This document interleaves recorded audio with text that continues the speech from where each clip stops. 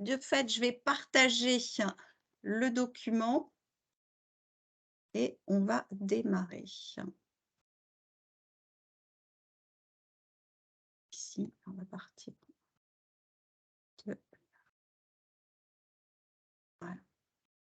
Alors, durant ce webinaire, je vais vous présenter, rapidement et à 2 voix avec, Caroline Détombes. Caroline Détombes qui est, la référente sectorielle, hein, nationale de la filière santé, santé et sociale de la Nouvelle-Aquitaine.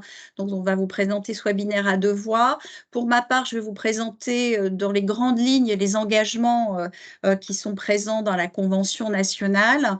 Ensuite, vous aurez une présentation de la FESP, ce qu'est la FESP, quelles sont ses missions, quelles sont les typologies, hein, de structures adhérentes à la FESP.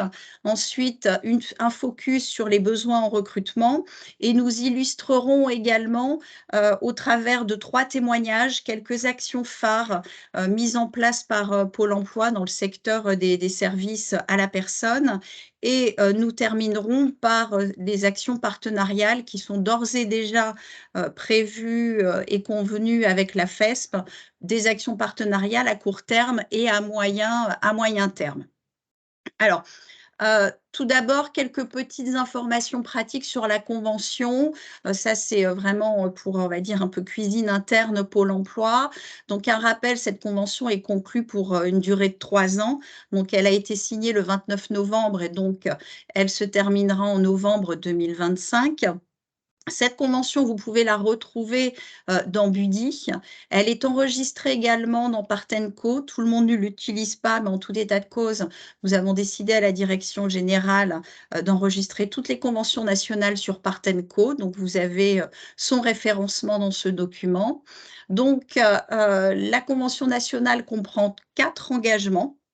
Ces 4 engagements, seront suivis de manière régulière et notamment, lors d'un copil semestriel où vous serez également invités. Nous avons fait le choix aussi en direction générale, de vous inviter, pour justement faire part un petit peu des actions qui ont été mises en place et puis de partager, les bonnes pratiques. Et puis sachez que, avec la région, chef de file, nous avons également des points d'étape réguliers entre, Nicolas Rousseau, et la direction générale.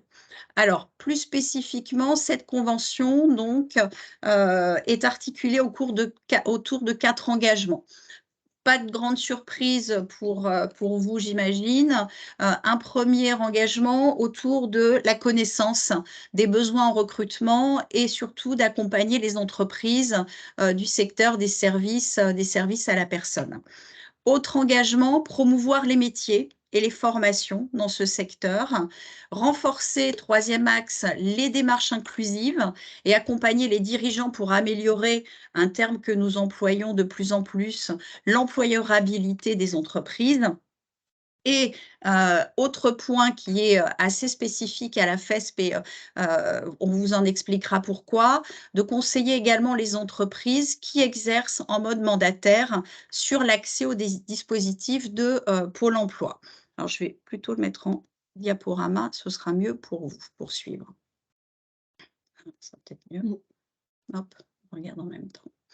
Alors, plus spécifiquement, alors je m'excuse d'avance, j'ai une voix, très caverneuse, mais malheureusement, la baisse de température a fait que, ça n'est pas, très agréable. Alors, concernant un petit peu une focale sur des actions qui ont déjà été mises en place par rapport à ces engagements. Sur le premier axe, sur la connaissance des besoins en recrutement, la première des choses qui a été faite, c'est de transmettre, la liste des correspondants régionaux Pôle emploi. Donc ça a été fait déjà, dans le courant de l'année dernière. Donc il y a peut-être des contacts qui ont déjà été, initiés sur certains territoires. Également, nous Excusez-moi, transmettons est-ce que vous oui? pouvez vous mettre en mode diaporama? Parce que là, on voit les 2 Ah, je l'ai diapositives. On pas. voit la suivante. Mmh. Je pense que c'est dans les 3 Est-ce petits que c'est points à côté. alors comme c'est est-ce que ça marche? C'est Dans long? les 3 petits Oui, points à côté. je le vois, mais alors, non, j'ai arrêté diaporama, Où c'est masqué le mode présentateur, je toujours crois. pareil. Allez, ouais. Ah, c'est mieux? Ah, non. Non, c'est long, ça arrive, ça arrive, ça arrive. Ça va arriver. Ah si, il arrive.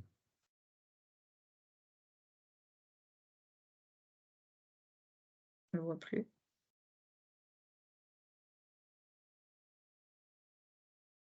Ça devrait être bon. Ça C'est part? parfait, merci beaucoup. C'est mieux? D'accord. C'est parfait, merci. Je vous en prie. Merci pour votre intervention. Donc, autre élément sur la convention, nous transmettons aussi au niveau national la liste des événements qui étaient l'année dernière enregistrés dans #Tom et désormais dans Mes événements emploi. Donc ça, c'est transmis tous les mois pour donner à voir un petit peu de l'ensemble des actions qui sont mises en place par le réseau, de manière à ce que les adhérents puissent se greffer à des événements déjà en place. Ensuite, autre élément de déclinaison de cette convention, le webinaire auquel vous assistez aujourd'hui. Et sachez qu'un autre webinaire organisé par la Direction générale aura lieu le 6 février afin de présenter à la fois la bonne compétence pro et puis les dispositifs d'AFPR, POE et AFEST. Donc aujourd'hui, nous en sommes sur ce démarrage d'action et vous verrez en fin de présentation de ce webinaire les prochaines actions qui sont attendues. Alors, cette fois-ci, maintenant, je vais arrêter de parler parce que l'intérêt, c'est plus de laisser les intervenants de la FESP de nous présenter la FESP, son organisation, ses missions et puis les différents besoins en recrutement. Donc, Caroline, je pense que c'est toi qui après reprenez la main. Oui, du coup, pour cette présentation, on va donner la parole à Madame Stéphanie Morvan, donc présidente du syndicat des entreprises de services à la personne, qui pourra nous présenter du coup en quelques mots qu'est-ce que la FESP, quelles sont ses missions principales, quelle est la typologie des structures adhérentes et également un petit peu son organisation, notamment au niveau régional et comment nous, au sein de nos territoires, nous allons pouvoir faire le lien avec les structures adhérentes de la FESP. Je vous laisse la parole, Madame Morvan. Merci beaucoup. Donc, la FESP, donc la Fédération du service particulier, dont est membre principalement donc, le syndicat des entreprises services à la personne que je préside. Et donc, je suis aussi vice-présidente en fait de la FESP. Donc, la FESP est une association loi 1901 que nous avons créée en 2006 en même temps en fait que la branche en fait des entreprises services à la personne qui a été lancée par notre ministre de l'Emploi à l'époque, qui s'appelle Jean-Louis Borloo. Et donc la FESP est membre du groupement des professions de services du MEDEF. Nous avons pour mission de défendre et de représenter les entreprises des services à la personne, de les accompagner et de les informer. Donc, depuis notre création, nous sommes l'interlocuteur privilégié donc, des pouvoirs publics et des partenaires sociaux pour toutes les évolutions légales, réglementaires et législatives. Et donc, depuis 2012, nous avons une convention collective des entreprises services à la personne. Nous représentons les 23 activités du secteur, donc des entreprises services à la personne, 23 activités qui sont réglementées, 23 activités qui permettent aux clients des entreprises de bénéficier de 50% de réduction d'impôts, ce qui a pour objectif premier de donc, lutter contre le travail au noir. En fait, l'objectif en 2006, c'était que les entreprises services à la personne proposent au même tarif que le travail au noir des prestations de qualité supervisées par des managers et avec des avantages pour des salariés, donc des CDI, des avantages comme les tickets restaurants, le coupon transport en commun remboursé, etc., la mutuelle d'entreprise, etc., par rapport donc pour notre combat de toujours, la lutte contre le travail au noir. Depuis le mois de juin 2022, donc il y a un peu plus de 6 mois maintenant, les entreprises services à la personne connaissent une explosion de la demande de clients et donc nos métiers étaient déjà en tension auparavant et donc là, ça l'est encore plus puisque depuis le mois de juin 2022, nous pouvons proposer à nos clients le dispositif d'avance immédiate du crédit d'impôt. Donc, au lieu de payer 1 heure à 25 € et de faire l'avance et de se faire rembourser 1 an après, en fait, des impôts de 12,50 €, eh bien, nous leur envoyons des factures. Je synthétise un petit peu, mais en fait, c'est ça. On leur envoie une facture à 12,50 € de l'heure, en fait. Et donc, voilà, métier de plus en plus en tension.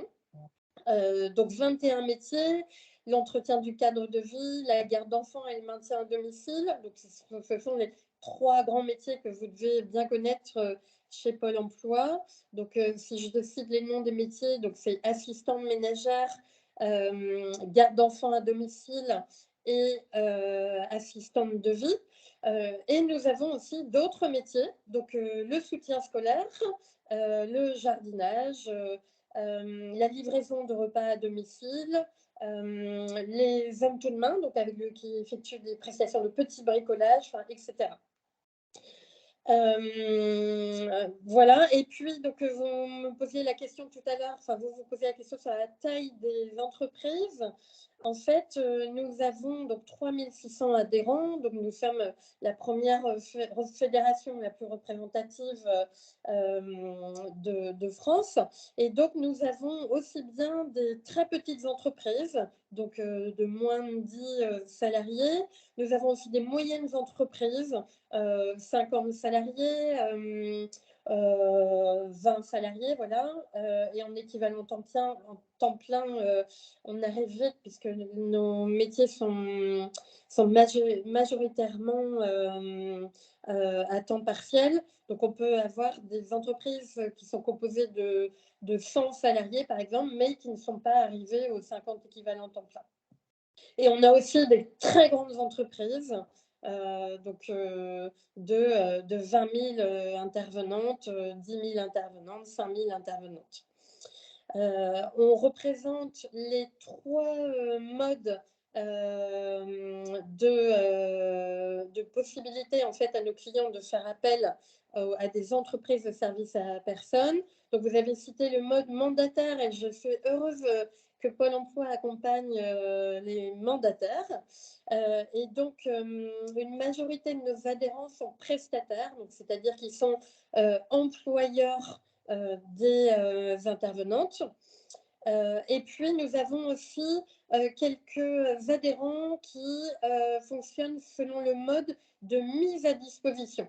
Et je pense que Hervé, qui est notre président de la commission garde d'enfants, pourrait peut-être vous en dire un petit peu plus, parce que peut-être que je pense que ça pourrait être intéressant que vous preniez connaissance effectivement de ce mode de fonctionnement. Est-ce que j'ai bien présenté la FESP? Donc, on a dit, on est présent en métropole et en outre-mer. Et nos adhérents et nos référents outre-mer sont à chaque événement très bien représentés. Donc, on pense bien à eux, évidemment. En métropole et en outre-mer, nous sommes organisés par territoire. Donc, nous avons un référent FESP dans chaque région et dans chaque département pour donc dynamiser les actions de la FESP, remonter les informations des dirigeants de structures, adhérents ou non adhérents, et puis créer des partenariats locaux avec les pôles emploi locaux et puis également avec les régions hein, qui financent une partie des formations et qui sont aussi acteurs pour aider les entreprises SAP à se développer, les départements, les OPCO aussi, hein, je pense notamment à OPCO EP qui est notre OPCO de branche. Voilà, donc un bon dynamisme de la CESP sur les territoires. Est-ce que vous avez des questions?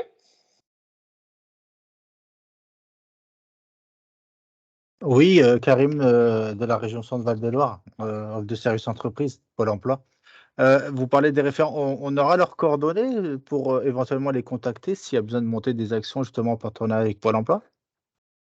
Oui, tout à fait. Hein. On peut effectivement vous fournir l'ensemble de nos référents régionaux et départementaux.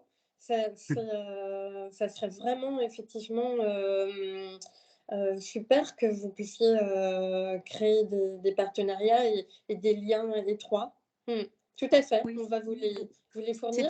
C'est effectivement prévu, vous recevrez à l'issue de ce webinaire la liste pour que les contacts puissent se faire effectivement rapidement. Ok, merci. Je vous en prie. Alors, peut-être toute petite précision, c'est sur le fonctionnement là, dans les territoires. Donc, on a voilà, au moins un référent par région et on a aujourd'hui un certain nombre de référents par département, mais il y a encore des départements à couvrir. Donc, c'est simplement la petite nuance que je voulais apporter. Donc, mais avec, et je remercie en fait tous les référents qui sont présents, ainsi que les directions régionales de Pôle emploi aujourd'hui présentes. Donc, mais c'est simplement la petite. Et puis peut-être Stéphanie, d'enchaîner un petit peu sur le fonctionnement des commissions métiers, puisqu'on a aussi effectivement un autre type de fonctionnement parallèle. Oui, effectivement, nous avons des commissions transverses par métier où chaque adhérent, référent également, peuvent participer. Donc, chaque commission, donc les 18 commissions sont pilotées par un président et par aussi des collaborateurs en fait permanents de la FESP pour pouvoir donc écouter les adhérents, remonter les informations, gérer en fait les priorités dans nos demandes à faire auprès des pouvoirs publics et auprès des partenaires comme Pôle emploi. Et donc, on a donc forcément donc, la commission garde d'enfants à domicile, la commission entretien du cadre de vie, la commission maintien à domicile. On a aussi les commissions numériques, on a aussi les commissions outre-mer. Voilà, etc. Oui, pour la commission également mandataire. Enfin, voilà, vraiment 18 commissions très actives qui se réunissent en moyenne une après-midi, enfin une demi-journée tous les 2 mois en fait. Et je reviens, Nicolas, sur ce que tu as dit sur les référents des départements qui nous manquent.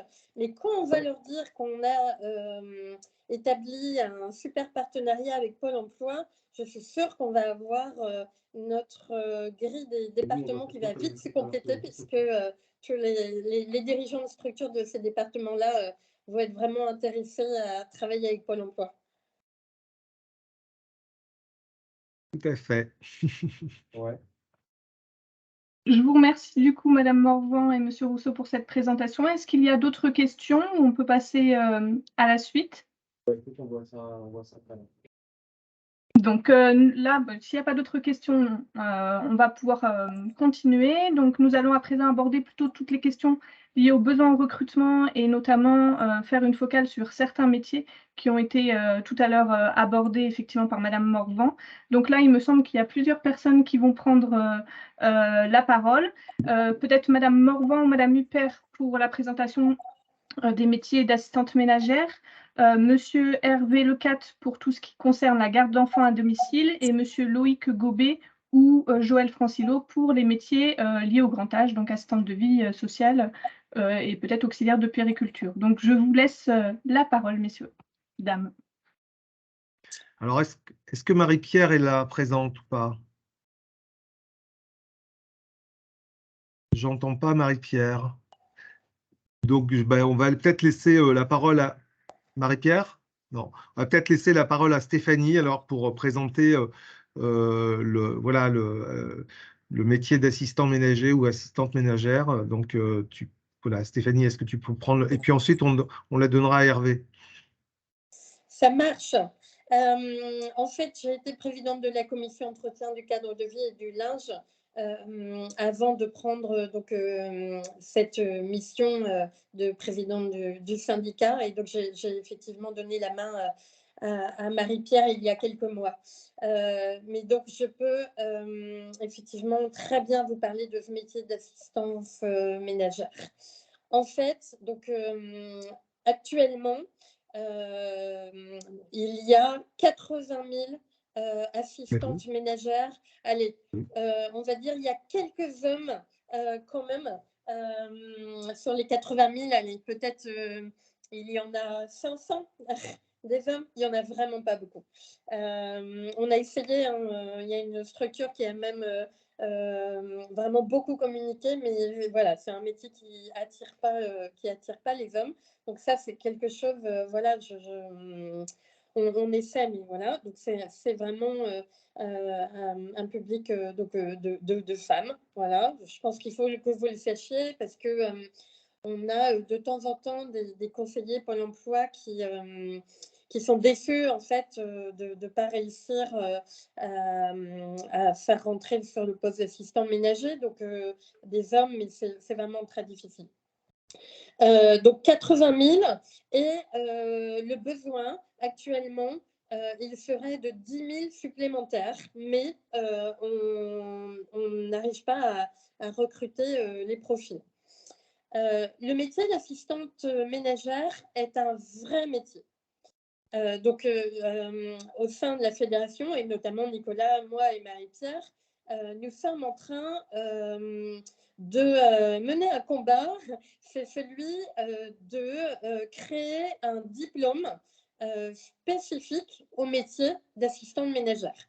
Donc, on aimerait créer un titre assistante ménagère. Voilà, parce que actuellement, donc dans la convention collective, ce métier n'est pas accessible même sans aucun diplôme. On retrouve souvent dans l'esprit de créateurs d'entreprises services à la personne ou de conseillers d'aide à la recherche d'emploi. Oh, mais si tu sais faire un peu de ménage chez toi, tu peux postuler au poste d'assistante ménagère. Sauf que assistante ménagère, donc c'est faire 28 heures, 30 heures en moyenne de ménage et d'entretien du linge par semaine. Ça nécessite de savoir s'organiser, ça nécessite en moyenne la prestation, elle est de 3 heures par semaine. Donc, dans une grande maison de 200 mètres carrés en moyenne, donc 2 heures de ménage et 1 heure d'entretien du linge. Donc, machine, repassage et séchage. Et souvent pliage, voire rangement dans les armoires. Donc, 2 heures de ménage, 1 heure d'entretien du linge. Il faut vraiment avoir des techniques d'organisation et d'efficacité et savoir s'organiser pour entretenir les maisons par roulement, en fait. Donc, c'est un vrai métier qui mérite d'être reconnu. Donc, on y travaille au sein de la fédération. Les profils que nos dirigeants souhaitent recruter, et c'est une chance, j'ai envie de dire, pour Pôle emploi. En fait, donc, ce sont des femmes, je l'ai dit. Nous recrutons des femmes éloignées de l'emploi, voire même très éloignées de l'emploi. Si elles ne maîtrisent pas certains codes de travail, certaines habitudes de travail, ni même si elles ont seulement quelques bases de français, ça peut aller. En fait, je n'aurais pas dit ça il y a 16 ans, quand les entreprises, services à la personne, entretien du cadre de vie, se sont lancées. Mais là, avec une telle tension sur le métier d'assistante ménagère, on est devenu vraiment flexible sur les profils. Et en fait, les entrepreneurs, les employeurs se sont adaptés en fait. Pour l'instant, il n'existe pas de diplôme, mais les nouvelles entrantes, les nouvelles embauchées font quand même de la formation. Elles n'acquièrent pas un diplôme à la fin, peut-être un CCP, un certificat de compétences professionnelles pour certaines, mais on les forme. Nous les formons toutes. Donc, on leur donne les bases de français qui concernent le métier du ménage et du repassage, et on leur donne les bases de la communication avec un client, pour la plupart un client actif, plutôt CSP+. Donc, un client qui est pressé. Voilà. Les entreprises se sont organisées pour communiquer différemment avec, pour que les intervenantes assistantes ménagères communiquent différemment avec cette typologie de clients. Et alors, un des sacrés avantages du métier, c'est que ce sont des horaires en journée, donc de 9h jusqu'à 17h maximum, du lundi au vendredi. Donc, c'est un métier qui est tout à fait compatible avec une vie de maman, avec un équilibre vie professionnelle, vie familiale. Il n'y a pas d'heure tôt le matin, il n'y a pas d'heure tard le soir, il n'y a pas de travail le week-end. Du lundi au vendredi, de 9h à 17h. Donc ça, c'est vraiment top. Un autre avantage, c'est que je vous ai dit, la durée moyenne d'une prestation, elle est de 3 heures. Et du coup, les temps de trajet sont vraiment limités. Comme chaque salarié français et même dans le monde, j'ai envie de dire, une assistante ménagère se déplace de chez elle pour aller le matin travailler, donc à sa première maison, et le soir, elle rentre chez elle de sa deuxième maison à chez elle. Donc le seul trajet, j'ai envie de dire, un peu, voilà, qui sort un peu du cadre du travail habituel, c'est le trajet entre les deux maisons, entre celle du matin et celle de l'après-midi. Et en général, ce sont des trajets qui permettent aux assistantes ménagères de pas passer trop de temps quand même, puisque les dirigeants de structures ménage-repassage ont bien compris que pour réussir à recruter et à fidéliser, même sur ce trajet-là, nous devons optimiser en fait le temps des assistantes ménagères. Beaucoup de dirigeants de structures proposent aussi des avantages. Je vous ai cité tout à l'heure la mutuelle, les tickets restaurants, 100% du coupon de transport en commun remboursé. Il y a souvent des primes aussi. Les entreprises ménage-repassage organisent aussi souvent des événements d'entreprise. Donc des soirées de fin d'année, des soirées de printemps, etc. Et donc créer en fait un esprit familial dans leurs entreprises. Il y a une grande entreprise dans ce secteur que je ne vais pas nommer parce que tout le monde la connaît, mais il y a aussi plein de TPE ou de moyennes entreprises avec des dirigeants qui vraiment sont hyper concernés au quotidien par le bien-être de leurs assistantes ménagères. Ça, c'est vraiment quelque chose d'important, en fait, pour attirer les candidatures et pour fidéliser les assistantes ménagères. Voilà, sur le métier Merci. d'assistant ménagère. Merci Stéphanie. Voilà, j'en profite. Donc, simplement une petite reformulation sur ce métier. Une véritable profession de notre point de vue que nous souhaitons faire reconnaître et valoriser. Des véritables besoins de recrutement dans ce secteur, comme l'a dit Stéphanie. Donc là, il y a un vrai travail enfin, en tout cas, là, il y a un vrai, oui, travail de sourcing et de recrutement à faire dans ce domaine-là. Et puis d'autre part, des conditions de travail qui vous ont été présentées au sein des entreprises avec toute, voilà, on vous a présenté quelques aspects. On aura l'occasion de revenir tout à l'heure sur les avantages de travailler dans une entreprise de service à la personne de manière beaucoup plus globale. Donc, merci Stéphanie. Est-ce qu'il y a des questions avant de passer peut-être à la garde d'enfants à domicile, ou est-ce qu'on prend les questions à la fin? C'est comme vous voulez. Pour gagner en temps, Nicolas, je propose qu'on prenne les Oui, questions à la c'est fin. vrai, c'est parfait. Merci. Hervé, du coup, tu vas nous présenter la garde d'enfants à domicile. Bonjour à tous. Donc, Hervé Leca, je préside la société Qui nous garde. Donc, on est actif dans la garde d'enfants à domicile et surtout, j'anime depuis quelques années la commission garde d'enfants à domicile de la FESP. Donc, on est maintenant une trentaine d'entreprises dans cette commission. Donc, on se réunit régulièrement, on échange nos soucis et nos satisfactions. Et il est clair que le souci vraiment permanent, c'est la difficulté à recruter. On a vraiment beaucoup de mal à recruter et on ne répond pas, on refuse à peu près 20% des demandes de familles en province. Et en Île-de-France, on est même plutôt à 40% des demandes qu'on ne réussit pas, auxquelles on ne réussit pas à répondre. Donc l'enjeu du recrutement est essentiel.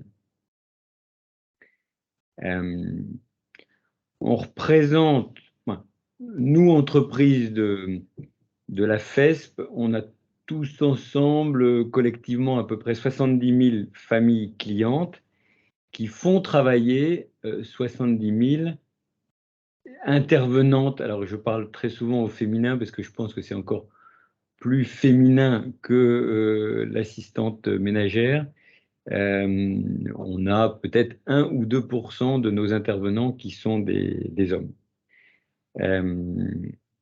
Alors, les besoins auxquels on répond, ils sont finalement doubles. Soit on fait de la garde à côté d'un mode de garde principal ou à côté de l'école. Donc, on fait de la sortie de crèche, on va chercher les enfants à la sortie de la crèche, donc micro-crèche ou assistante maternelle ou des crèches. On va les chercher à la sortie de l'école. Et donc, c'est souvent, ça démarre à 4h30. Et puis, on s'occupe d'eux, donc on les raccompagne jusqu'à la maison, on leur donne le bain, on joue avec eux et on essaye de les éveiller jusqu'à temps que le premier des parents rentre. Donc ça, c'est plutôt des missions de 4 à 8 heures par semaine. C'est parfois aussi de l'accompagnement le matin pour des ménages qui partent tôt au travail ou des familles monoparentales. Eh bien, on arrive le matin chez elles pour eh bien, préparer les enfants et les accompagner à l'école ou à la crèche. Donc, on fait de l'entrée de crèche, entrée d'école. Parfois, c'est le mercredi après-midi. Donc, toutes ces missions, on va dire, sont une partie des besoins, donc des besoins de 4 heures à 10 heures par semaine. Donc, du temps très partiel. Et puis, on a une deuxième partie de mission importante aussi, c'est de la garde d'enfants à plein temps. Et cette garde d'enfants à plein temps, c'est souvent de la garde d'enfants partagée. Donc, où là, on propose des missions pour garder des enfants de moins de 3 ans qui ne vont pas encore à l'école, et souvent 2 enfants dans une même famille, et parfois on alterne du domicile de l'une au domicile de l'autre. Je pense que ce qu'il faut voir, c'est que on est souvent, très souvent, un tremplin vers d'autres métiers. C'est-à-dire sur la première partie de notre activité, le travail, on va dire, avec un temps assez partiel, on a des étudiantes, on a des seniors qui ont plus de 50 ans et qui vont faire ça et qui vont démarrer à temps partiel. Et puis finalement, en travaillant chez nous, les unes ou les autres se découvrent une vocation et, et ont envie d'avancer vers une vraie formation pour devenir professionnels de la petite enfance. Parfois, elles le deviennent chez nous pour de la garde plein temps, mais très souvent, elles le deviennent et elles partent vers d'autres métiers de la petite enfance, notamment dans les crèches, par exemple. Donc ça, il faut avoir conscience de ça. C'est que beaucoup trouvent leur vocation chez nous et nous, on a un énorme turnover puisque toutes ces missions ponctuelles, souvent elles sont ponctuelles en parallèle des études et donc c'est souvent temporaire. Et puis au bout d'un certain temps, eh bien, soit c'était un job temporaire à côté des études, soit c'est devenu une vocation et très souvent à ce moment-là, les intervenantes partent vers d'autres métiers de la petite enfance. Donc, il faut savoir que nos métiers sont, pour une partie d'entre eux, sont agréés, c'est-à-dire que dès qu'on fait de la garde à domicile pour des enfants de moins de 3 ans, on doit avoir un agrément que nous délivre le département, et cet agrément nous oblige, et il nous oblige notamment par un cahier des charges de l'agrément, et ce cahier des charges de l'agrément impose que dans le mois qui suit le démarrage de la mission, notre intervenante ait suivi un cursus d'adaptation à l'emploi que nous lui proposons pour exercer au mieux son métier. Et puis, alors, parfois, elle va plus loin, comme je le disais, et elle décide de s'investir dans une formation professionnalisante qui la conduira souvent vers d'autres métiers. Peut-être que je peux demander, parce que dans l'animation de notre commission garde d'enfants, moi j'aime bien le côté collégial et collectif. Je sais que Alexandre Gallet, qui dirige une autre entreprise qui s'appelle Educazen Zazen, et je lui propose de compléter mes propos. Il y a peut-être un angle de vue que je n'ai pas abordé. Alexandre, je te passe la parole. Merci Hervé, c'était très complet. Ce que je peux ajouter, c'est qu'effectivement, la majeure partie de nos métiers qui sont donc, comme l'a dit Hervé, à temps partiel, nous, on a du mal à trouver des personnes qui sont des publics qui ont déjà un emploi à temps partiel souvent subi et qui pourraient rechercher des heures complémentaires. Et ça, c'est sûr que on arrive à trouver des étudiants. Hervé le disait très bien. Moi, j'ai toujours pensé qu'on avait des métiers qui étaient très locaux. Donc, on a des demandes à peu près partout sur des volumes horaires qui sont de 2-3 heures et qui pourraient très bien être en complément de personnes qui ont des temps partiels subis et qui voudraient faire et compléter leurs heures. Et on a vraiment beaucoup de difficultés. Donc, peut-être que Pôle emploi peut nous aider dans cette recherche de toucher ce type de public. Les autres personnes, au-delà des étudiants qui sont en études, qui peuvent remplir ces missions à temps partiel, ce sont des personnes qui sont en formation. Il y a beaucoup de nos entreprises qui emploient des contrats d'apprentissage sur des personnes qui sont en formation de CAP AEPE, donc accompagnant éducatif petite enfance. Et là aussi, on se rend compte qu'on a des difficultés à trouver des profils qui sont intéressés. Donc là, on est vraiment sur des gens qui veulent se destinent au métier de la petite enfance, qui vont venir travailler pendant 1 an dans nos entreprises, qui sont en formation le matin et généralement qui font la garde d'enfants. Ensuite, soit ils rejoignent nos missions à temps plein dont a parlé Hervé, soit elles se dirigent plutôt vers un travail en crèche chez l'immense majorité, ou elles continuent vers un diplôme d'auxiliaire de puériculture. Voilà, donc moi je trouve que par rapport à nos besoins, Temps plein, c'est une petite partie de notre activité et ce n'est pas là où on a le plus de difficultés de recrutement. Mais sur ces métiers à temps partiel, je pense que Pôle emploi, il faudrait qu'on arrive à trouver des moyens de nous aider à trouver ces personnes à temps partiel suivies qui recherchent des heures complémentaires et puis des étudiants en recherche, ou pas étudiants, hein, des personnes qui veulent se former au CAP petite enfance. Voilà. Je souscris complètement à ce que tu viens de dire, Alexandre.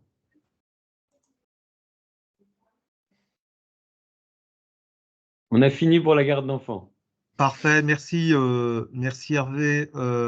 Donc je crois que donc voilà, si je peux reprendre voilà, les lignes un peu fortes sur la garde d'enfants, donc évidemment des gros besoins de recrutement également, plutôt sur du temps partiel, et donc là, on pourrait, donc là, il y a eu cette demande qui a été lancée pour voir effectivement comment on peut être en complément sur certains emplois, et puis un volet très important, puisque je rajoutais moi dans le fil de discussion, c'est à peu près les statistiques, on les a eues ce matin avec Stéphanie, donc sur les contrats en alternance dans le secteur de la petite enfance, c'est-à-dire pour préparer le CAP AEPE, donc anciennement petite enfance, donc c'est environ 3500 contrats signés en 2022.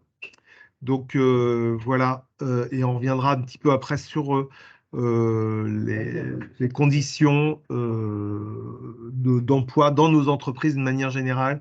Alors avant, peut-être alors un volet important des besoins aussi également, et là je vais laisser la parole, c'est Loïc Gobet, qui est le président de la commission maintien à domicile, et qui va nous parler de l'accompagnement des personnes âgées. Alors voilà, on l'a mis un peu volontairement, on ne l'a pas forcément mis en premier.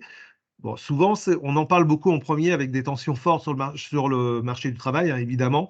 Mais c'était aussi l'occasion de mettre en lumière aussi d'autres activités dans notre secteur. Donc, assistante de vie sociale, Loïc, c'est à toi, et surtout la commission maintien à domicile. Bonjour à tous. Vous m'entendez? C'est bon? Ouais. Donc moi, je vous présente les métiers qu'on va appeler de l'accompagnement au public fragile, hein, le bien vieillir, et ça comprend aussi l'accompagnement des personnes en situation de handicap. Hein. Ce n'est pas forcément que les personnes âgées, mais même si aujourd'hui ça représente un volume extrêmement conséquent, hein, l'accompagnement des personnes en perte d'autonomie. Alors, on part d'un constat qui est assez simple, c'est 90% des gens veulent vieillir chez eux. Donc ça veut dire que dans les années à venir, on va avoir une explosion. On a déjà aujourd'hui une explosion, mais d'ici 2028-2030, ça va être encore pire, si je peux dire ça comme ça. C'est qu'on estime que d'ici 2030, il va nous falloir pas loin d'1 million de personnes. Hein, entre les départs en retraite dans les structures actuelles plus les créations d'emplois, on approche très honnêtement du million d'emplois à pourvoir. Les métiers du bien vieillir et de l'accompagnement, bah, ça comprend deux aspects. On va dire qu'il y a les aides à domicile et les auxiliaires de vie. Les aides à domicile vont être principalement là pour accompagner les personnes peu dépendantes, hein, qui ne sont pas encore globalement en perte d'autonomie, dans l'entretien de leur cadre de vie et la préparation des repas et l'accompagnement, on va dire, à la vie sociale. Le deuxième pendant de nos métiers, c'est vraiment les métiers d'auxiliaire de vie. Et là, pour le coup, on va accompagner des personnes qui sont en perte d'autonomie, en début de perte d'autonomie, qui ont besoin d'un accompagnement particulier, notamment pour les actes essentiels de la vie quotidienne, hein, l'aide à la toilette, l'aide à l'alimentation, l'aide à l'élimination. Ça fait partie des actes à faire. Jusqu'au point où les personnes vont être complètement dépendantes, et là où on va peut-être arriver aux limites du maintien à domicile, mais on va aller jusqu'au bout, et globalement, c'est un métier qui permet ou pas, selon la vision de chacun, mais d'accompagner les personnes vraiment jusqu'au bout de leur vie, la plupart des bénéficiaires soit malheureusement décèdent à domicile et nos auxiliaires de vie les accompagnent jusqu'au bout, ou alors elles sont placées en structure médicalisée pour un accompagnement plus justement médical.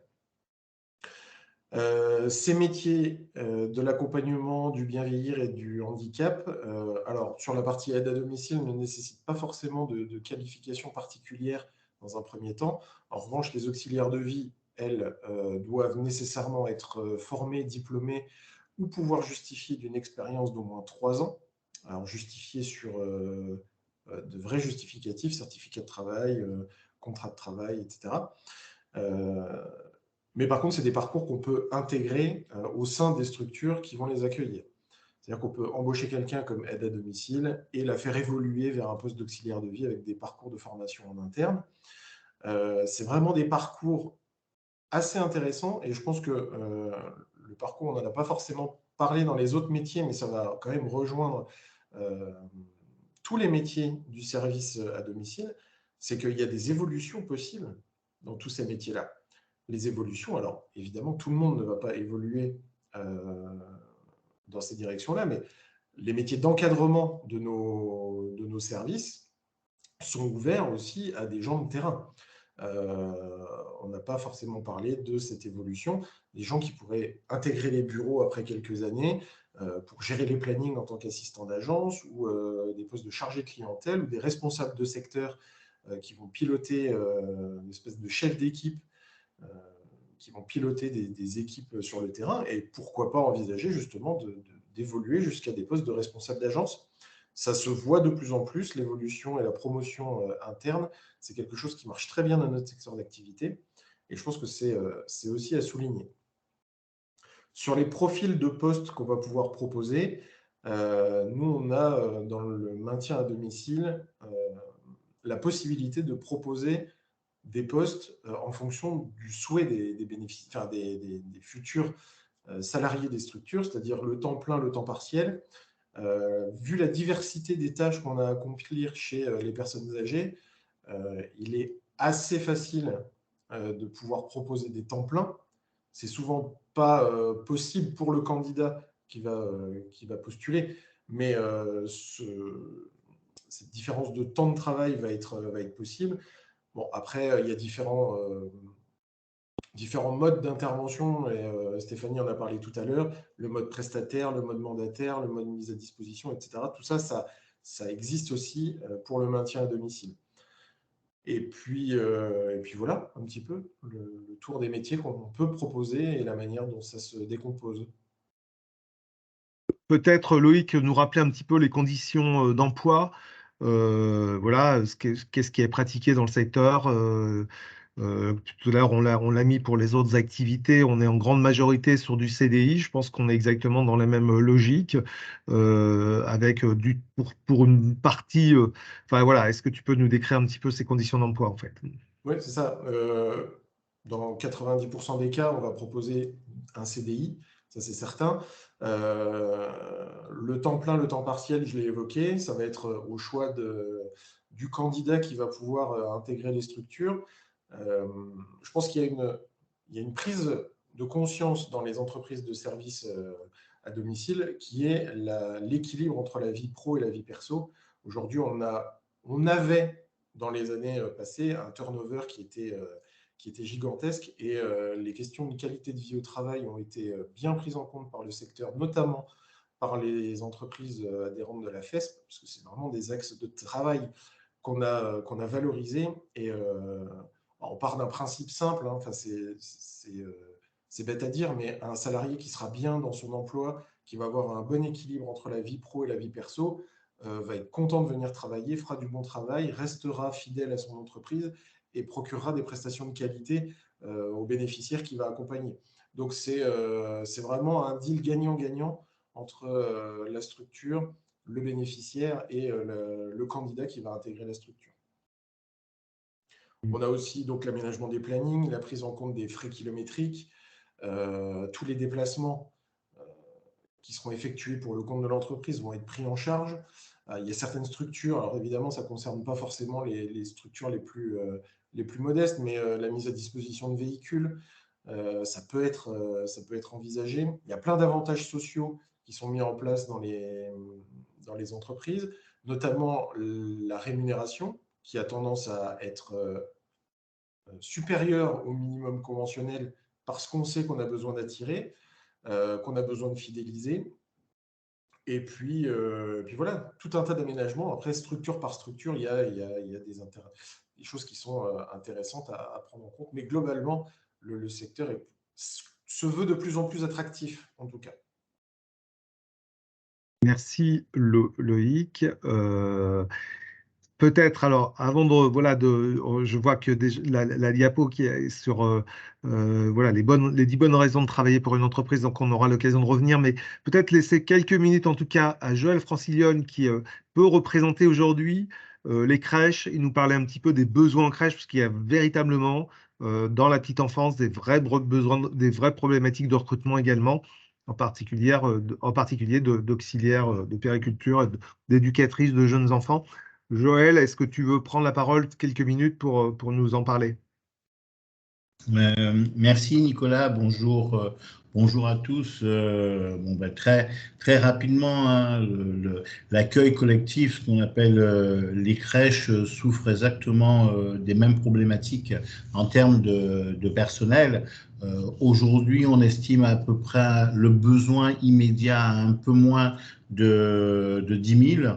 Et avec les prochains départs en retraite dans les années à venir, c'est le double, c'est 20 000. Et puis, avec le plan de développement de création de places en crèche qui est de plus de 200 000 que le gouvernement a mis en place, c'est dans ce secteur plus de 100 000 emplois qui seront nécessaires d'ici 2027-2030. Parmi tous ces emplois nécessaires aujourd'hui, c'est environ 40 à 50% qui sont des auxiliaires de périculture. C'est-à-dire qu'aujourd'hui, là, le manque net, il est entre 4 500 et 5 000 places pour les auxiliaires. Et ça a un impact vraiment très important parce que dans les métiers de la petite enfance, vous avez dû entendre il y a quelques mois, juste au sortir de l'été, il y avait eu un décret qui permettait que les structures d'accueil de jeunes enfants puissent recruter des personnes non diplômées, et ça fait un certain tollé dans la profession, parce que pour pouvoir faire fonctionner une crèche, il faut qu'il y ait au minimum un taux de 40% de personnes diplômées. Le diplôme minimal qu'il faut avoir, c'est celui d'auxiliaire, qui a donc un rôle très important, qui travaille, que ce soit dans la partie soins, que ce soit dans la partie accueil, dans la partie communication avec les parents, que dans la partie administrative, parce qu'aujourd'hui, elle peut suppléer la direction. Le métier d'auxiliaire a été revalorisé l'année dernière, où ils sont passés de catégorie C à catégorie B, ce qui fait qu'il y a une revalorisation des salaires. Et un petit peu comme toutes les problématiques que l'on a explicitées tout à l'heure, aujourd'hui, il faut intéresser à ces métiers, il faut pouvoir faire en sorte que les personnes qui embrassent ces métiers aient une carrière qui soit tracée, donc qu'ils aient un certain nombre de possibilités, qu'ils ont un certain nombre, que le salaire suive. D'autant plus que par rapport à l'activité petite enfance, ces auxiliaires peuvent être embauchés dans les hôpitaux, ce qui fait une concurrence assez forte, surtout sur nos territoires d'outre-mer où il y a les 40% de vie chère qui viennent augmenter les salaires et donc l'attractivité dans les hôpitaux. Donc, c'est vraiment des secteurs d'avenir où je crois qu'il y a de la communication à faire, il y a à aller auprès des jeunes, à leur faire connaître ces métiers, à leur faire connaître, je dirais, l'intérêt de pouvoir s'engager sur cette voie-là, et surtout que derrière, ils peuvent avoir une carrière parce que Ils peuvent passer d'autres diplômes, notamment tout à l'heure Nicolas parlait que ce soit de l'éducatrice de jeunes enfants qui va permettre encore de monter de niveau dans les structures, dans les crèches, ou même le diplôme d'infirmière puis de péricultrice qui va leur permettre ensuite de devenir directeur ou directrice d'établissement d'accueil. Donc il y a vraiment un plan de carrière à faire connaître. Voilà. Peut-être s'il y a des questions, je peux y répondre. Merci Joël. Je crois que ouais, on est au jeu de questions, c'est ça, Anne et sur.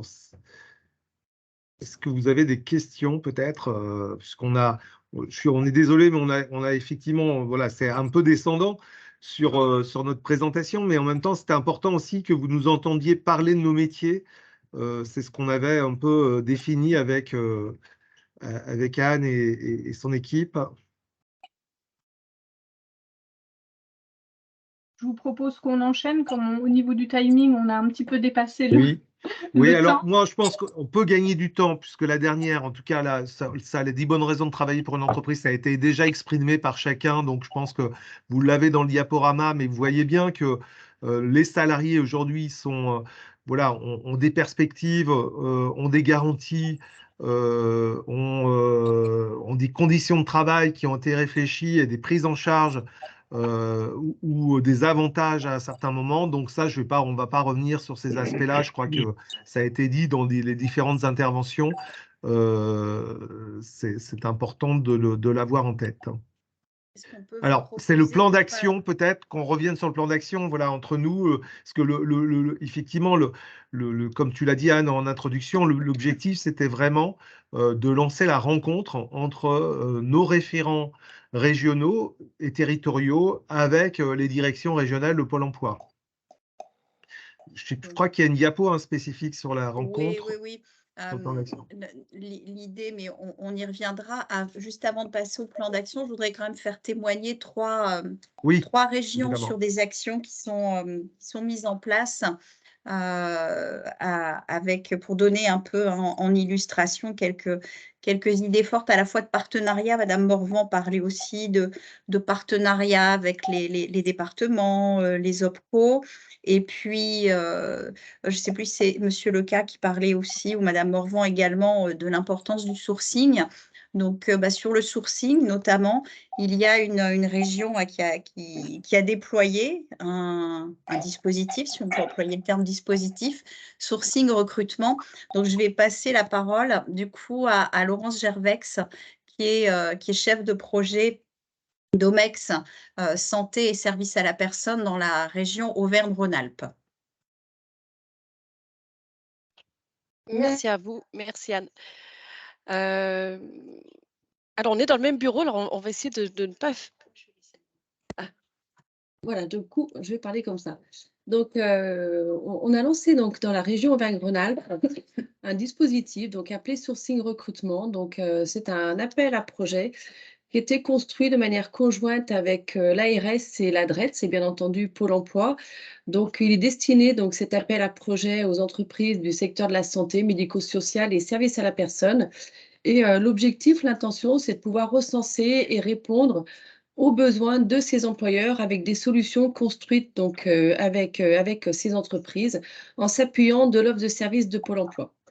Donc, cet appel à candidature a été construit en 2021, donc lancé donc, fin 2021, début 2022, avec la mise en place et la constitution aussi de cellules opérationnelles dans chaque département qui réunissent les employeurs avec les partenaires ARS, DETS et ceux qui sont invités localement. Donc, ça peut être mission locale, Cap emploi, enfin voilà, conseil départemental. Donc, ça dépend un petit peu de chaque département et de chaque cellule. Et ces cellules opérationnelles sont animées par Pôle emploi. Donc, notre offre de service que l'on a présentée s'appuie sur c'est un process en 3 grandes étapes. Bien entendu, la première grande étape, c'est d'informer les demandeurs d'emploi sur les métiers du soin de l'accompagnement. Voilà, ça consiste en quoi? Ces métiers, on en parle beaucoup, l'actualité, elle est extrêmement présente sur ces métiers. Pour autant, on s'est rendu compte que les demandeurs d'emploi les méconnaissaient ou avaient une image un peu tronquée de ces métiers. Donc, c'est de leur faire découvrir et de susciter, bien entendu, les motivations et de les attirer. Donc, on s'appuie aussi sur ce process de la détection de potentiel pour identifier leur potentiel, voilà, savoir s'ils peuvent aller vers ces métiers, adapter leurs compétences à celles qui sont attendues par les employeurs. Donc là aussi, on a travaillé avec les employeurs pour savoir quelles compétences ils attendaient et les former. Donc on a commencé, vraiment aussi avec, un grand plan d'action sur, les métiers du grand âge, le handicap. On commence sur la petite enfance et avec le grand âge et le handicap, on a mis en place des formations extrêmement courtes pour répondre aux besoins immédiats et extrêmement urgents des employeurs, de recruter tout de suite pour soulager les équipes. Donc, une fois que les personnes sont formées, c'est de les recruter et de les intégrer donc avec voilà, un processus là aussi, de tutorat, et de salariés identifiés pour vraiment bien accueillir ces nouveaux salariés. Parce qu'on se rend compte que c'est une étape fondamentale et cruciale et voilà, certains employeurs me disent: «Ben moi, c'est, 40 de mes nouveaux salariés qui ne restent pas». Donc voilà, il faut sourcer, mais il faut aussi fidéliser et intégrer. Donc c'est vraiment, voilà, ces 3 étapes, elles doivent être, à chaque fois avec des salariés, avec des employeurs engagés. Donc, quand on a lancé cet appel à candidature, donc 260 employeurs se sont engagés donc à nos côtés, aux côtés de nos partenaires pour, 3 600 projets de recrutement. Donc les projets de recrutement divers et variés, donc aides-soignants, auxiliaires de vie, aide à domicile, accompagnants éducatifs et social et infirmiers. Donc nous, notre intention, c'était vraiment d'aller en priorité sur ces métiers où il y avait donc de fortes tensions. Donc on a fait bien entendu un suivi chiffré pour, voilà, se dire: «On a commencé avec tel volume d'offres, on a commencé avec, tant d'immersion professionnelle et aujourd'hui, ben, au 30-12, voilà, qu'est-ce que ça nous a permis, cet accompagnement, par, Pôle emploi?» Donc déjà, on est satisfait puisque, ça nous a permis, en tout cas, que les employeurs, utilisent, pôle emploi.fr tout simplement et rendre visibles leurs besoins de recrutement. Moi, ce qu'on se rend compte, parfois on en parle entre nous, mais du coup, nos candidats, ils ne le savent pas toujours que vous recrutez et donc ça a vraiment été un point important et donc, alors je ne vais pas rentrer dans le détail, mais juste vous dire, qu'on a eu une progression on a comparé avec 2019, plus de 162 de postes enregistrés sur pôle emploi.fr. Voilà, donc vraiment une meilleure visibilité. 2 721 dans la santé, donc avec aides-soignants, infirmiers et ASH, et 4 200 dans les services à la personne, dont 1 763 auprès donc, d'adultes, 991 services domestiques, 436 éducateurs socio-éducatifs, 348 accompagnants et médico-sociaux. Alors, ceux qui sont très bons en calcul verront qu'il y a une petite différence entre 7 863 et les chiffres que je viens de donner. Vous l'avez évoqué, monsieur, juste avant moi, donc il y a aussi des besoins en RH, il y a des besoins, donc tout ce qui est service à l'entreprise, comptabilité, la maintenance, la cuisine, enfin voilà, j'en passe, mais voilà, ça fait aussi partie de la vie de vos entreprises et notamment quand il y a de l'accueil de personnes en perte d'autonomie. Voilà le constat que l'on pose aussi aujourd'hui, donc et on est plutôt satisfait, c'est qu'on a fait, beaucoup plus de propositions d'emploi, donc à nos candidats potentiels. Donc bien entendu pour essayer, ça c'était l'objectif, d'avoir un meilleur placement de ces candidats. Donc vous voyez un chiffre, quasiment 58 000 propositions d'emploi ont été faites à des candidats potentiels. Alors sur ces 58 000, à peu près 70 par les conseillers Pôle emploi, 30 par les demandeurs d'emploi. C'est pour ça qu'il est vraiment important de rendre vos besoins visibles puisque les demandeurs d'emploi sont captifs et ils sont intéressés et ils se positionnent aussi, naturellement, sur vos besoins et 936 par les employeurs. Donc là, ça fait partie de nos points d'attention. Les employeurs aujourd'hui, ne savent pas forcément utiliser encore, notre offre de service en ligne, notamment, comment je peux rechercher des candidats donc voilà, tout seul, en ligne, puisqu'il y a des CV qui sont mis à disposition avec, voilà, des banques de CV donc disponibles et que vous pouvez consulter et vous pouvez même faire des propositions en ligne. Donc ça, c'est un point qu'il faut qu'on développe, en tout cas en 2023. Là où aussi, notre offre de service, pour faire découvrir, c'est vrai qu'on a besoin de vous. On a besoin que vous ouvriez vos portes avec des salariés, des tuteurs. Et ça fait partie on est content là aussi parce qu'on en avait 260 en 2019. 346 immersions professionnelles ont pu être réalisées. Donc l'immersion professionnelle, c'est un temps que vous nous consacrez, que vous consacrez à un demandeur d'emploi pour l'accueillir chez vous et voilà. Et du coup, avec un professionnel, peu importe la fonction, mais un professionnel de terrain, c'est de vraiment lui montrer, lui démontrer la plus-value de vos métiers. Et l'avantage, un employeur, un dirigeant, souvent il peut mentir, un salarié, du coup, ne peut pas mentir. C'est vraiment la force du témoignage du salarié et de cette immersion sur le terrain. Donc 2040 postes ont été satisfaits. Alors on voit bien, hein, que ça reste toujours compliqué, donc on sait que c'est un secteur en tension. Malgré tout, on est en augmentation de 94 points par rapport à 2019. Donc nos efforts, voilà, à plusieurs, nos efforts, commencent à payer. Donc on sait que le chemin, est encore long, mais voilà, nos efforts commencent à avancer. Merci Laurence. Je crois que le dispositif est prolongé, va être Oui, Anne, continué. on est juste à côté, donc du coup, on peut interagir. Donc oui, l'appel à candidature va être prolongé en 2023. Donc là, on est en train de lancer donc cet appel à candidature donc avec l'ARS et la DRETS. Donc vous les trouverez pour ceux qui sont de la région Auvergne-Rhône-Alpes. Vous les trouverez donc ils vont être mis en ligne sur nos sites respectifs, donc ARS, DRETS et Pôle emploi. Et donc, on a prévu, mais je pensais vous donner la date aujourd'hui, mais je ne peux pas puisqu'elle vient d'être décalée. Donc, on a prévu donc un webinaire de lancement pour les employeurs intéressés. Donc, voilà, dès que j'ai la date, je la transmettrai donc à Anne pour qu'elle puisse, bien entendu, vous en faire écho. Alors là, je ne vais pas décliner puisqu'il y a bien entendu, il y a eu aussi des initiatives locales et ça, je pense que c'est l'Île-de-France et derrière PACA qui vont peut-être prendre le relais.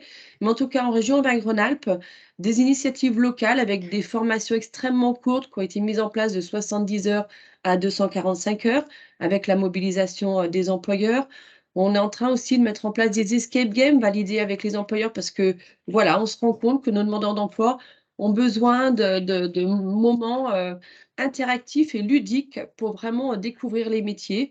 Donc voilà, c'était vraiment notre intention et elle est en train d'aboutir et elle est renouvelée en 2023. Merci Laurence.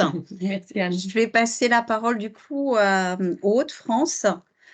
Sylvain et Anne qui vont nous présenter. Alors Anne va nous présenter un escape game qui a été mis en place dans l'agence de Carvin et ensuite une initiative de maison témoin dans le Nord avec la collaboration du département. Oui, écoutez, bonjour à tous et à toutes. Je suis Sylvain Rayet, je suis chargé de mission de la direction régionale Pôle emploi des Hauts-de-France pour le secteur de la santé, du médico-social et de l'aide à domicile. On va faire cette présentation à deux voix, hein. Je vais laisser la parole à Anne Jambrowski, qui est conseillère à l'agence de Carvin et qui a mis en place, qui a conçu, qui a mis en place, qui a animé un escape game et qui va pouvoir vous présenter le contenu de cet escape game.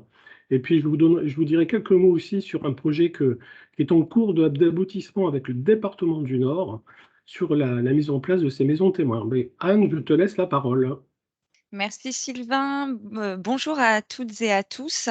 Alors, notre idée à l'agence de Carvin, donc en fait, avec une collègue, nous étions référentes du secteur des services à la personne et nous avons souhaité nous intéresser plus particulièrement au métier d'aide à domicile, hein, lié au secteur de l'aide à domicile qui, sur notre territoire, sur Carvin, était en difficulté de recrutement.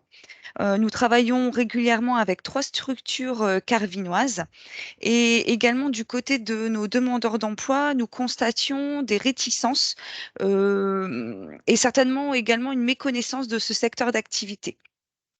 Donc notre but, c'était de faire découvrir un secteur qui recrute de manière décalée et de manière attirante pour les demandeurs d'emploi et également de trouver un nouveau mode de sourcing de candidats pour les entreprises du secteur.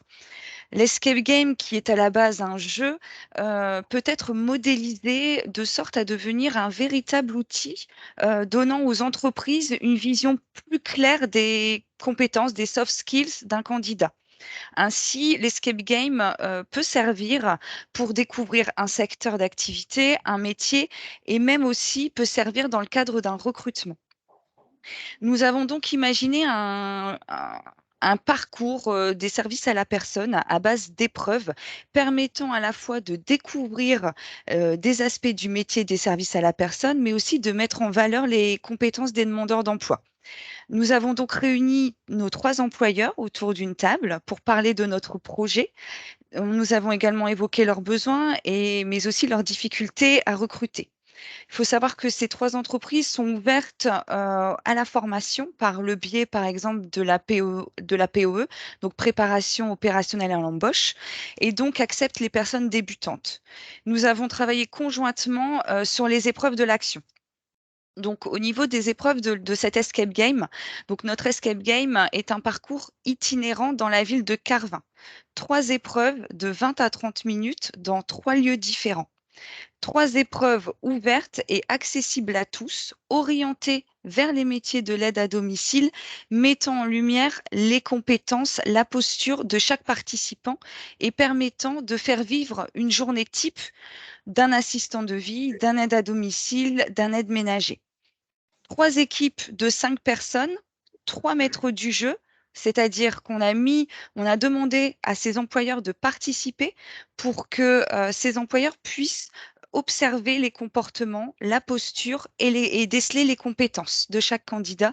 Et nous avons mis à contribution également 3 meneurs d'équipe, donc 3 conseillers qui étaient là pour aider les demandeurs d'emploi, pour les orienter au niveau du parcours. Donc, les 3 épreuves, la première épreuve, nous avons créé la préparation des courses et le jeu du bon pilulier. La deuxième épreuve, un lever-coucher d'une personne avec l'intervention, en fait, l'employeur qui participait à cette épreuve avait mis un comédien qui jouait le rôle d'un bénéficiaire. Et il y avait également la préparation d'un plat ou d'un café. Et la troisième et dernière épreuve, c'était le ménage d'un logement de manière chronométrée. Donc, au niveau des résultats, notre première action s'est déroulée au mois de décembre 2021. Nous avons eu 12 participants présents sur 15 personnes positionnées. Nous avons eu 7 personnes à l'issue de cet escape game qui ont souhaité s'orienter vers ces métiers et démarrer une formation. 3 candidats en recherche d'emploi direct parce que, par exemple, sur des métiers plutôt d'aide ménagère à domicile, ne se voyaient pas, par exemple, s'orienter vers le métier d'auxiliaire de vie. Et nous avions 2 personnes qui n'étaient pas intéressées par le secteur à l'issue de cet escape game. Nous avons réitéré cette action lors de la quinzaine des services à la personne en mars 2022. Et un 4e employeur s'est greffé à cette action. Et donc, nous avons dû nous adapter et créer une 4e épreuve. Et là, nous avions eu 14 participants sur 20 personnes invitées. 5 personnes ont souhaité être formées. 7 candidats ont souhaité plutôt un emploi direct, toujours dans le ménage, par exemple, et 2 personnes qui n'étaient pas intéressées. Et lors de cette quinzaine des services à la personne, nous avions organisé quelques jours après l'escape game un job dating. Et du coup, les demandeurs d'emploi ont pu rencontrer une nouvelle fois les employeurs présents à cet escape game et des démarrages de formation ont pu avoir lieu au mois d'avril. Nous avons également refait un troisième escape game, toujours dans la quinzaine des services à la personne, en septembre 2022. Et là, nous avons eu 4 démarrages de formation. Donc, on a vraiment inscrit cette action dans nos semaines des services à la personne localement. C'est une action innovante qu'on utilise et qui donne satisfaction aux demandeurs d'emploi et aux entreprises. Et pour la petite histoire, il faut savoir qu'on a utilisé ce modèle pour d'autres secteurs d'activité. On a organisé un escape game dans le transport et plus récemment, au mois de décembre, dans la restauration.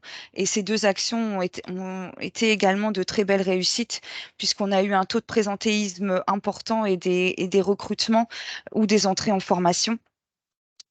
Et enfin, il faut aussi souligner que ce type d'action innovante renforce la collaboration de Pôle emploi avec les entreprises qui ouvrent leurs portes et donne aux demandeurs d'emploi une vision totalement différente, aussi bien de Pôle emploi, mais également des entreprises qui participent à ce type d'action. Merci Anne. Effectivement, si vous avez de la documentation un petit peu descriptive de cet escape game, je pense qu'on est peut-être plusieurs personnes preneurs pour les territoires qui sont peut-être en réflexion là-dessus. Donc, n'hésitez pas à m'envoyer les documents et de fait, je les partagerai. Merci en tout cas de votre intervention. Merci. Sylvain, sur Maison Témoin, et après on va passer à la région PACA qui va nous présenter aussi un dispositif de parcours de découverte des métiers avec également des appartements pédagogiques. Donc Cynthia, tu pourras enchaîner directement après Sylvain. Merci. Sylvain, sur les Maisons Témoins. Oui, c'est mieux avec le micro. Alors, je disais qu'on est plus en mode projet, puisque aujourd'hui, on n'a pas d'appartements qui sont opérationnels. Simplement, c'est un projet qu'on porte depuis 2022 avec le département du Nord, qui est très investi, notamment sur le champ de l'insertion des bénéficiaires du RSA, notamment. L'objectif, c'est de, comme son nom l'indique, recréer des conditions, en fait, à l'identique de situations qu'on rencontre dans les services à la personne, dans l'aide à domicile, qu'on va recréer une chambre à coucher, on va recréer un coin repas, etc.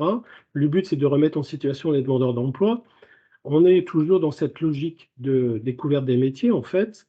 Alors, ça vient compléter les dispositifs que nous utilisons par ailleurs, bien entendu. Ma collègue Dara, Laurence, a évoqué l'immersion professionnelle avec ce qu'on appelle dans notre jargon la PMSMP. Ça concourt effectivement à cet objectif qui est de lever les représentations qu'on peut avoir d'un métier ou d'un secteur d'activité en mettant en condition les demandeurs d'emploi le plus proche possible, en fait, de la réalité avec ces appartements témoins. Alors, voilà, donc je n'irai pas plus loin parce que je pense qu'il y a encore un petit peu de réflexion et de travail à mener avec ces appartements. À terme, l'ambition du département du Nord et de la direction territoriale du Nord, c'est d'avoir 7 appartements témoins qui couvriraient l'ensemble du département du Nord pour permettre justement à ces demandeurs d'emploi de découvrir les métiers de l'aide à domicile. Voilà. Merci Sylvain pour cette présentation. Cynthia, pour PACA, de dispositif de la SAD Academy. Oui, bonjour à tous et à toutes. Alors, je m'excuse parce que j'ai des petits soucis de caméra. Alors, j'avais fourni le PowerPoint. Anne, je ne sais pas si tu peux, voilà, sur la SAD Academy. Alors, sur la région Provence-Alpes-Côte d'Azur, Pôle emploi met en œuvre le plan d'investissement dans les compétences. La SAD Academy, ce sont 2 professionnels du secteur du service à la personne qui ont des structures, un certain nombre sur le département du 06 et qui se sont retrouvés avec de grosses difficultés de recrutement dans ce secteur, comme bien d'autres employeurs, et ont décidé de réfléchir et de trouver des solutions pour aider à recruter différemment, à recruter aussi de façon plus peut-être rapide, effectivement. Alors, qu'est-ce que la SAD Academy? La SAD Academy, c'est un SaaS. On parlait d'appartements témoins, on parlait d'escape game. Ici, Sylvain et Eric, les fondateurs de la SAD Academy, vont louer des appartements en Airbnb sur le 06, sur Marseille, dans le 13, en Marseille intramuros, en Provence, mais également dans le Vaucluse, dans le 04-05, bref, surtout PACA. Ils vont louer des appartements pour que les personnes, les demandeurs d'emploi qui vont entrer dans cette formation de 15 jours, vont être en situation réelle de travail, dans un vrai appartement, avec une vraie chambre qui ne sera pas forcément comme dans un organisme de formation avec de la place autour pour pouvoir essayer le lève-malade ou non, ils sont vraiment mis dans des conditions réelles. Vous avez les toilettes qui sont forcément pas toujours très faciles d'accès. Alors comment est-ce que l'on fait pour aider la personne âgée, handicapée, malade, etc. La SAD Academy est très en avance sur ce secteur. Maintenant, nous avons 2 sessions par mois avec 7 et 10 candidats. Ce qui fait que sur chaque appartement, vous avez 20 personnes qui seront, non pas alors pas formées parce que ce n'est pas, à la fin de ces 15 jours, c'est un parcours court. On n'a pas de formation qualifiante. Par contre, alors je l'avais fourni à Anne, mais je ne sais pas si on peut voir les 2 semaines. Je l'avais intégré, mais bizarrement. Les 2 semaines Ah que si, ça y propose est, ça y le est. dispositif, vous allez voir si je peux le présenter parce que de mémoire, alors donc c'est un parcours de découverte des métiers de l'aide à domicile. Là, à l'époque, donc c'était l'appartement qui était à Nice, donc ils en ont un à Nice, un à Antibes et maintenant donc l'essaimage qui a débuté sur PACA, hein, puisqu'on va être, d'ici, juin, sur tout le territoire. La durée est de 2 semaines.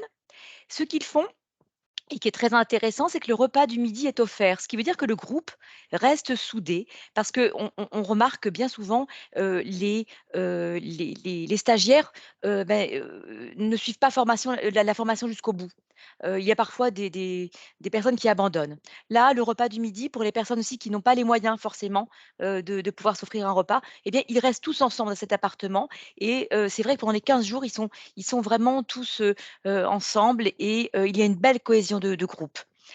Chaque jour, ils ont un petit, en fin de journée, on leur pose des questions sur ce qu'ils ont appris et là, sur la 2e slide, je vais vous présenter la 1re semaine de ce dispositif.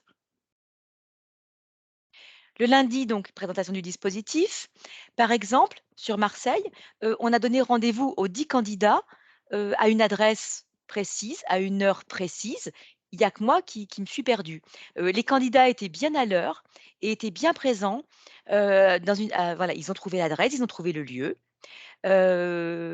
et ils ont débuté donc par le module savoir-faire et bientraitance. C'est différent de s'occuper, de sa famille, de se dire, d'avoir une vision, hein, globale de ce travail et puis de le faire pour des vrais, des vraies personnes à leur vrai domicile et se mettre, dans une belle posture.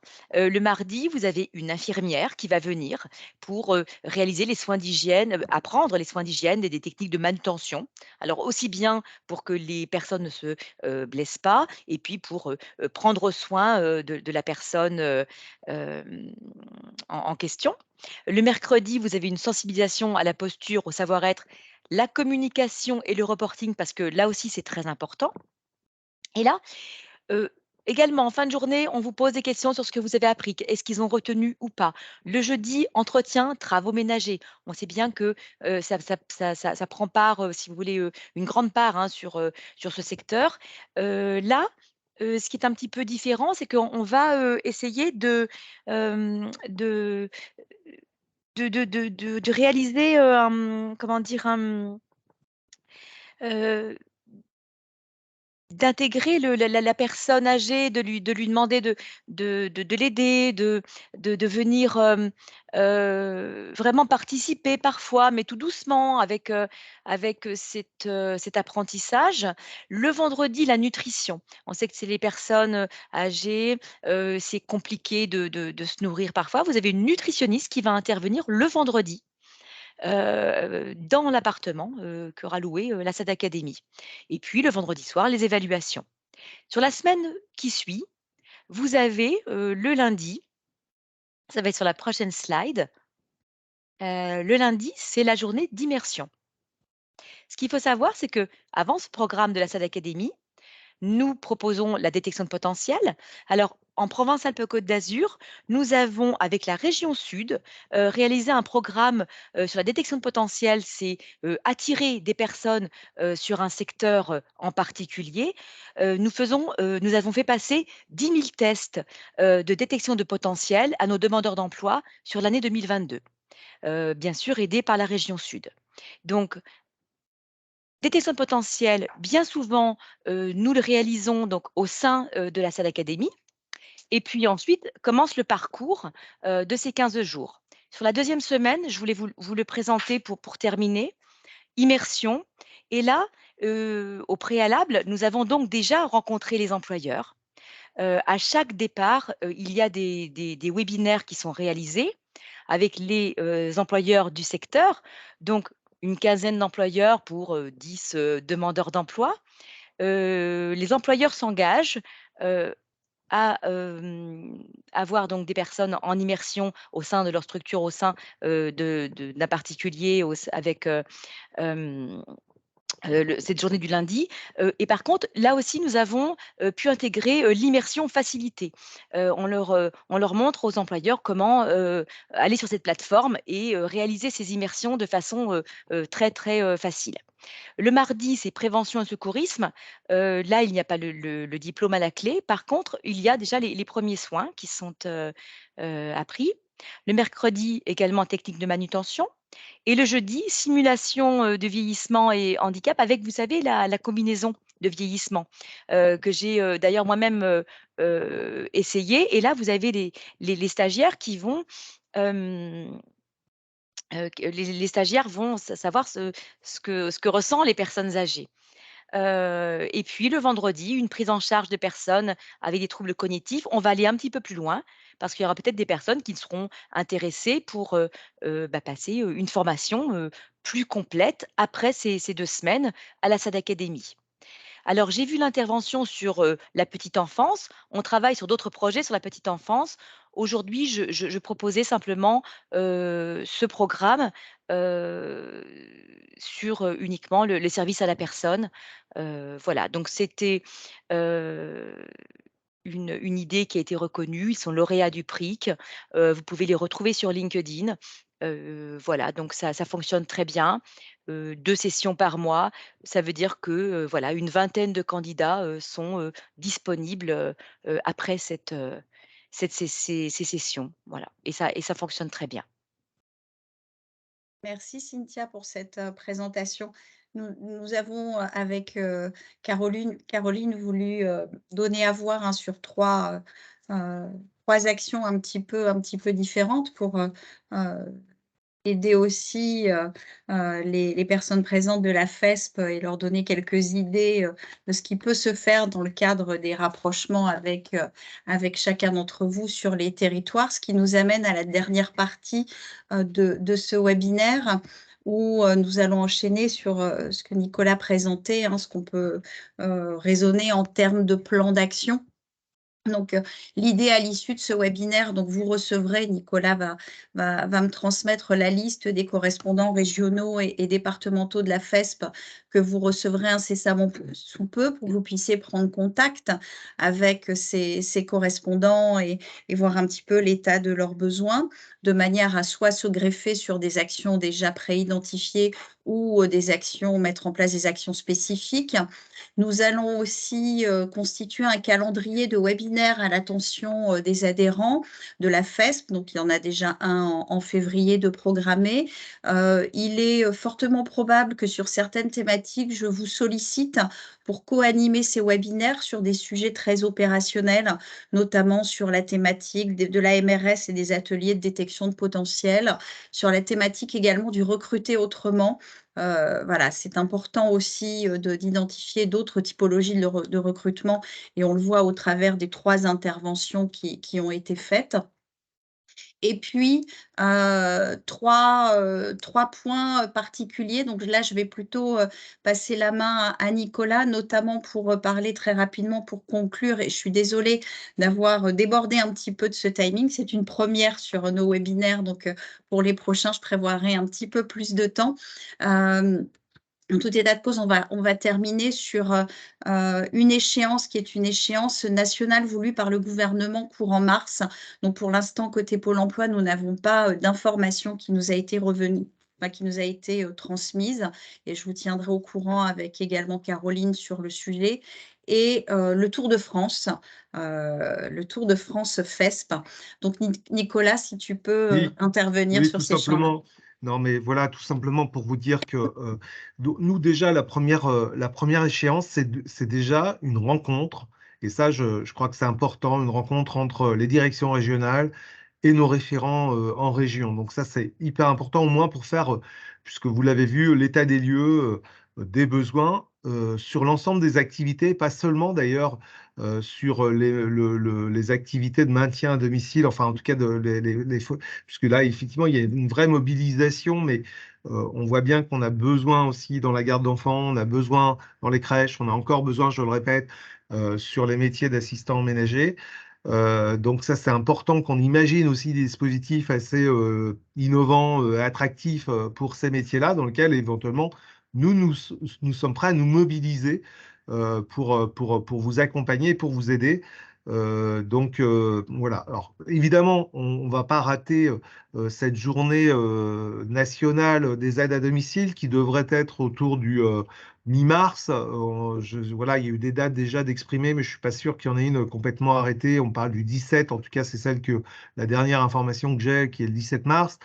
Donc on verra. Ensuite, c'est important, c'est aussi de se caler sur des semaines voilà, que vous avez l'occasion d'organiser. Donc, par exemple, sur la semaine des métiers du soin, de l'accompagnement, mais peut-être que demain, il y aura aussi une semaine sur la petite enfance ou autre encore. Et puis, d'autre part, nous, on va vous mobiliser aussi, si vous êtes d'accord, sur le Tour de France, puisque nous lançons, nos rencontres de la fédération avec nos adhérents et avec les dirigeants de services à la personne. Et nous souhaitons organiser lors de ces rencontres une petite table ronde qui permettra effectivement de faire un petit peu un point sur les actions que l'on peut mener dans le cadre de l'emploi et de la formation.